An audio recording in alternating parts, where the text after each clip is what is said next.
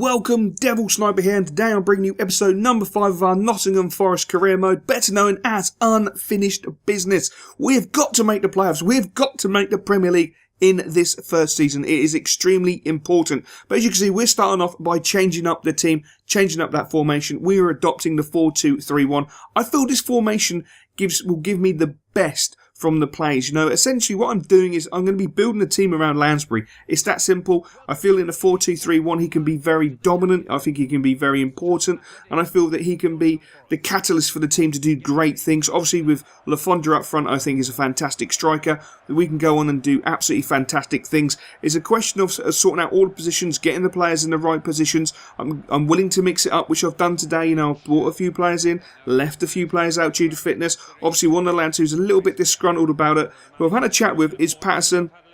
You know, he's been putting in good training sessions. The boy probably does deserve a starting role, to be honest. But I thought, I'll just leave it for the moment. I don't want to rush my decisions on what players should be playing in what positions, because I feel I could make a genuine mistake, and that would be a shame, because, you know, he might be suited more to the left, which is, to be fair, Abdoon's side. He might be more suited to the right, and at the moment that's Mackie's side, but we'll see how that all pans out at the end of the day. And as you can see, we're playing away to Charlton, a side that you can't take lightly. They've got some good players. They've got Poyet in midfield, they've got Sordell up front. If you give him half a yard, he will punish you. Some nice play there from Charlton, but Jamal Lascelles has just been absolutely sensational. He really is a solid centre-back, someone who I'm really, really proud to have in the club, donning the shirt, because he's playing some magnificent football. Really, really intelligent. He really does know how to read the game, which is essential. Pick the ball up with Reedy. He knocks the ball forward. The ball's played back into Reedy, and look at that for a finish. Absolutely sensational from Reedy. Absolutely brilliant. The way the pass came across was just sensational. Coxey with the reverse pass. How Coxey spotted that, I just don't know. The call must have come in, but really the cool, calm composure to slot that home was sensational. It was just a nice individual finish. Great team goal. The passing was brilliant, and that's what we've been working on methodically on the training pitches. Getting those little triangles working, get those calls in, try and get those reverse passes in, and when they come off, it's absolutely brilliant to see. It makes me really, really proud. But the game was a very dogged game, and it's the one thing I'm finding on Legendary is the games don't always seem to have huge amount of chances. It's not like chance after chance being created. It's a very thought out tactical game where, to be honest with you, I'll hold my hands up and say I probably don't attack as much as I would if it was on world class, because I'm scared of conceding. At the end of the day, I'm scared of conceding. I know if I concede, it's an absolute uphill battle to get back into the game and try and do the business, get the points that we need to be putting on the league table,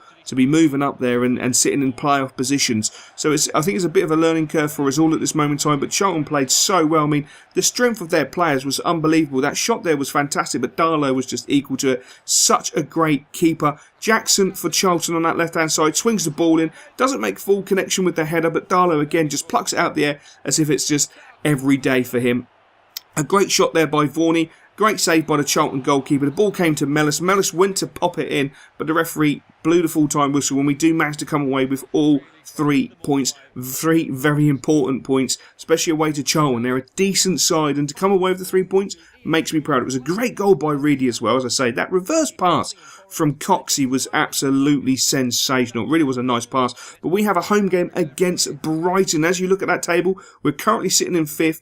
4 wins, 1 draw, 2 losses. We have a plus goal difference of 7, and we're sitting on 13 magical points. Now, the one thing you will see is I have put Patterson into the side. You know, I'm giving him his opportunity. The only player who's going to feel a little bit disgruntled about it is probably going to be Coxey, because Coxey played well in the last game, to be fair.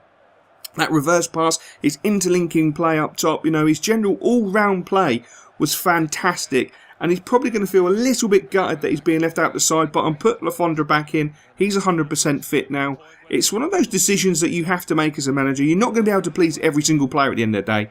As frustrating as that is for the players, you know, I've got to do what's best for the team. I've got to rotate every single player because it's a long, hard season.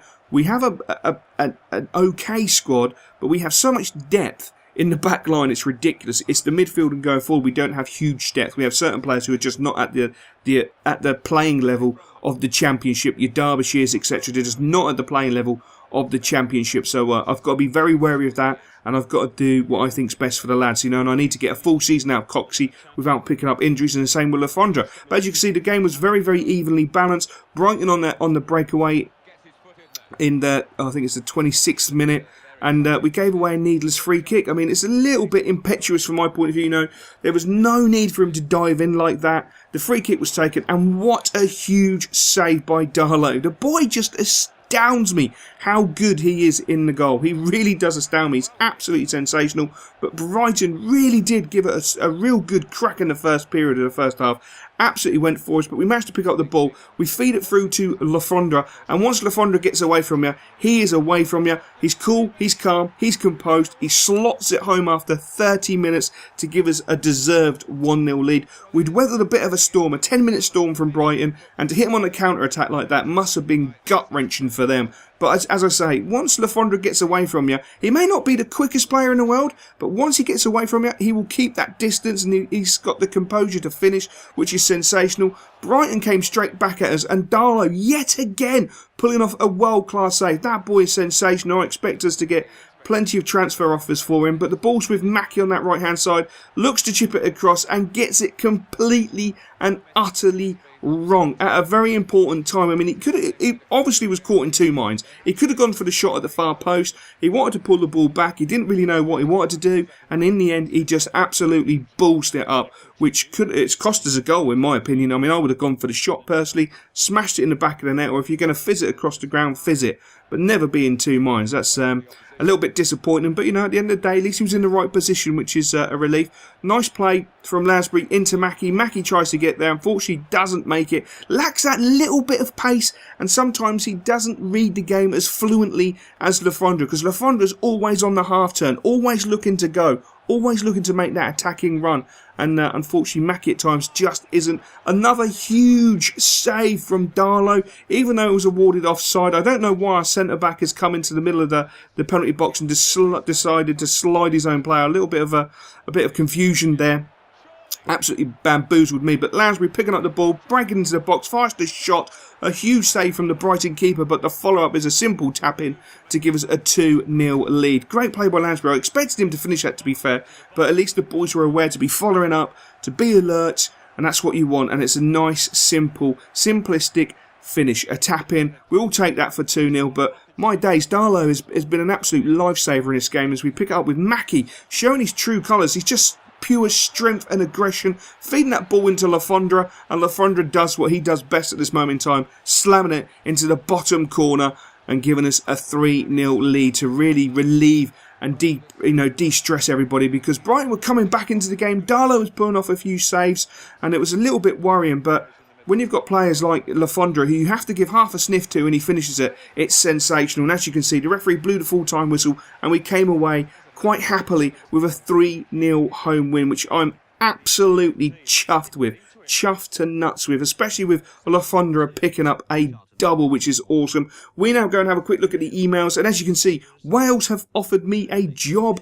Unfortunately, as much as I'd love to take an international job, I'm not going to be doing any international work. I'm more than happy just concentrating on my team and getting them up that league. We're going to finish this episode in third position, which at this moment in time, I'm extremely happy with, and hopefully we can build upon this and power our way to the Premier League. I used to dream about cars and things, about being a star.